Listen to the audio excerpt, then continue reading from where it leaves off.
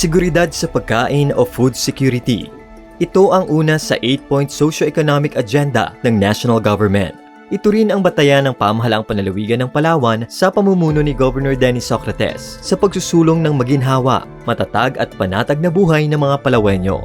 Ang Palawan ay isang agricultural province. Mayroon itong malawak na sakahan, pangisdaan at kabundukan na pinagmumula ng mga pagkain at produktong kabuhayan ng mamamayan.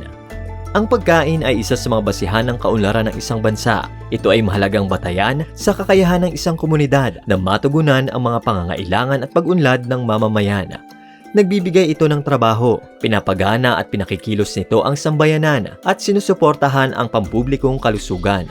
Dahil sa natural nitong kahalagahan, ang agrikultura ay patuloy sa produksyon ng pagkain at mananatili itong pangunahing pangangailangan ng mga Pilipino, lalo na ang produksyon ng palay at bigas. Batay sa Statistical Table on Palay Volume of Production ng Philippine Statistics Authority Palawan, bahagyang bumaba ang produksyon ng palay sa lalawigan nitong nakalipas na 2024. Ayon sa Department of Agriculture, sa ngayon ay walang kakulangan sa supply ng bigas sa buong bansa. Maging dito sa Palawan, ayon sa Provincial Agriculture Office, ay sumasapat ang supply nito sa demand at pangailangan ng mga Palawenyo. Ang patuloy na pagtaas ng presyo ng bigas ang pangunahing dahilan upang magdeklara ng food security emergency sa bansa, alinsunod sa Republic Act 12708 at sa rekomendasyon na rin ng National Price Coordinating Council. So, ayon doon sa amin data na nakuha, base doon sa regular na pagmamonitor ng ating rice production, nakikita natin na sapat naman yung volume ng mga production ng rice dito sa lalawigan ng Palawan. Base sa ating data, self-sufficient tayo noong 2024 as far as rice is concerned. Pero ang sinasabi natin na on 2024, ang ating self-sufficiency for rice is 154%.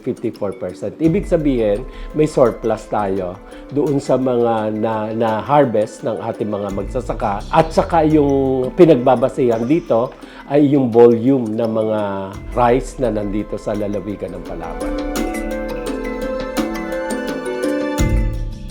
Siguro sa palagay ko kung yung kaya nila dineclare yan para maging masustain talaga yung supply ng bigas sa buong Pilipinas. Yung sagot po sa tanong mo na kung kinakaya po ba ng mamamayan yung pagtaas ng presyo ng bigas, hindi po.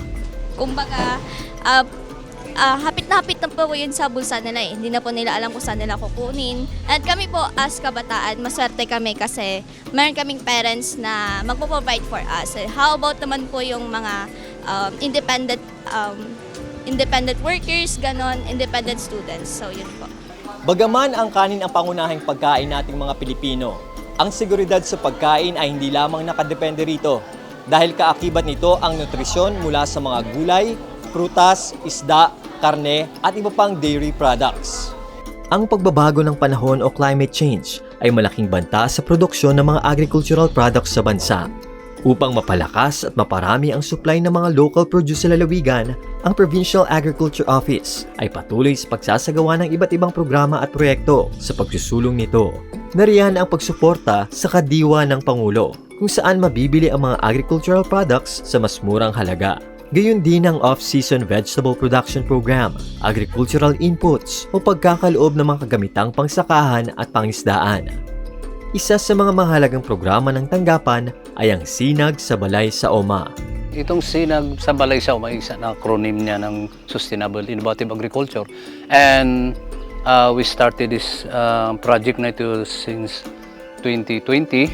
And after 2 years, ginawa na natin itong learning site for agriculture.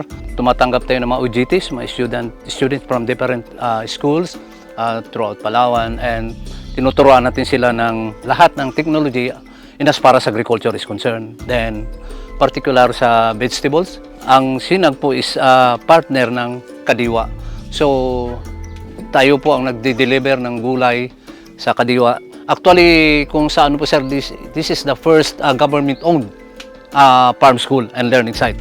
Tayo lang po, and within Mimarupa, tayo rin po din. Sapat na sapat po. Marami na po tayong mga farmers ngayon. Ang alam ko, suportado ng gobyerno natin, binibigyan ng mga abono, mga seeds. Marami po silang nahaani ngayon na alam ko, kasama rin sila nagbebenta. Natutulungan po natin yung mga farmers. Pwede po tayo mag-raise sa tinatawag natin urban gardening. Pwede po yan. And then, kung talagang gusto nyo matuto on how to conduct o magkuha ng container gardening, try to visit us, try to visit yung provincial agriculture, then we will give you the proper technology. Paraan din upang makatipid at magkaroon tayo ng alternatibong mapagkukunan ng pagkain ay ang backyard gardening.